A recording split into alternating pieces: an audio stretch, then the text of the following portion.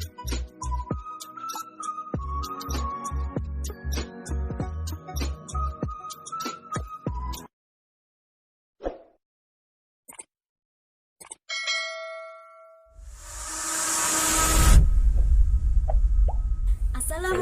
warahmatullahi wabarakatuh.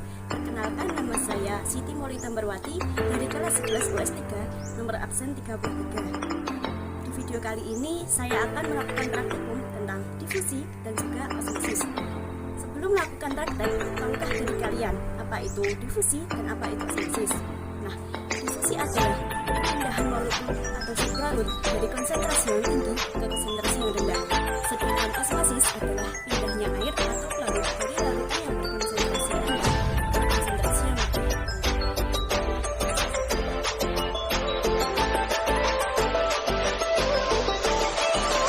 Alat tambahan yang harus dipersiapkan yaitu 2 kantong celup, 2 gelas plastik, air panas, air dingin, dan juga stova.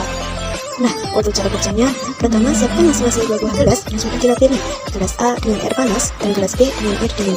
Lalu tuangkan setengah air panas dan setengah air dingin di masing-masing gelas. Lalu celupkan teh celup ke masing-masing gelas yang berisi air panas dan air dingin. Hitunglah menggunakan stopwatch, lihat perbedaan warna setiap 1 menit pada masing-masing gelas. Dan terakhir, lihatlah hasil percobaan tersebut, lalu kita dapat membuat tabel percobaan. Setelah kita membuat tabel percobaan dan hasilnya 1. Bagaimana arah pergerakan zat teh saat dicelupkan ke dalam air panas?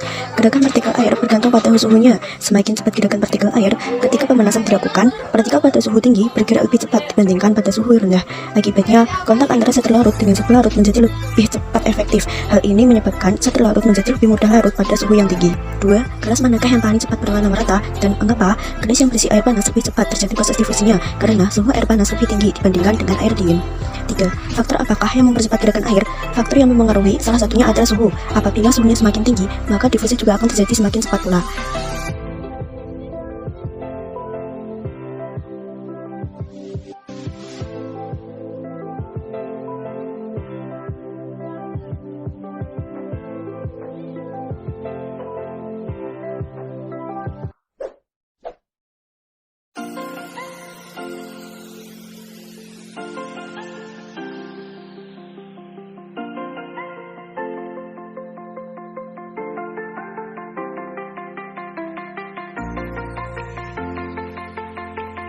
Kita dapat menyimpulkan dari hasil percobaan bahwa saat kita membuat teh, salah satu proses difusi karena proses penyebaran molekul zat dari konsentrasi tinggi atau teh celup ke konsentrasi yang lebih rendah atau air, maka membuat warna air menjadi kemerah-merahan. Faktor yang mempengaruhi proses difusi adalah suhu, karena semakin tinggi suhunya, semakin cepat pula kecepatan proses difusinya. Maka sebaliknya juga, semakin rendah suhunya, maka semakin lambat pula kecepatan difusinya.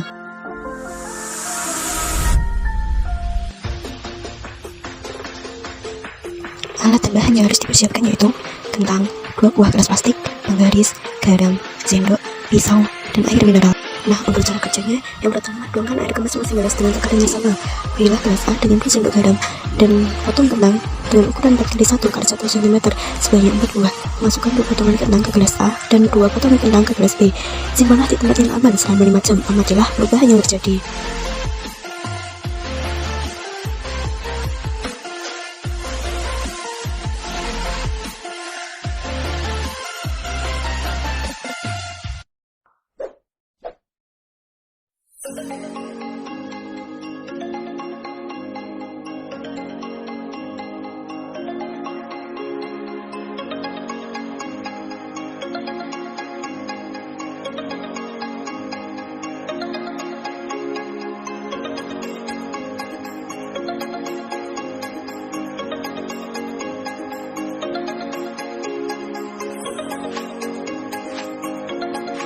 Setelah kita tunggu selama 5 jam, kita lihat perubahan molekul yang sudah kita tendangkan dengan air gelap.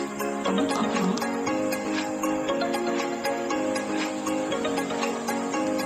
Bisa dilihat dari warna kentang berubah menjadi agak kuning-kuning kecoklatan. Nah, untuk wajahnya juga, kita menyusun yang awalnya 5 cm menjadi 4,7 cm. Kita lihat yang warna biasa.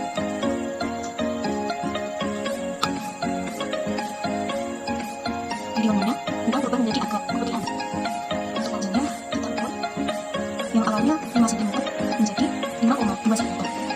Nah, untuk teksturnya, kentang yang pakai larutan garam, itu teksturnya lebih lentur.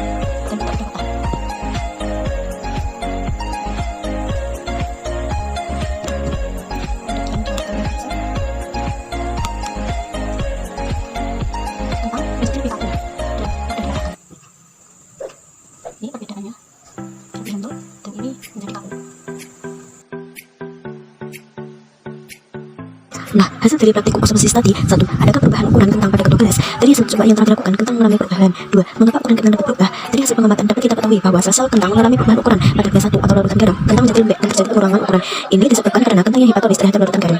Nah, dapat kita simpulkan, proses osmosis terjadi pada kentang yang telah direndam ke dalam larutan air garam karena konsentrasi dalam sel kentang lebih rendah dibanding dengan konsentrasi air pada larutan garam, sehingga zat dari dalam sel kentang akan keluar ke dalam larutan tersebut dan menyebabkan tekstur kentang semakin lembut dan ketebalannya semakin tipis dan bentuknya semakin kisut.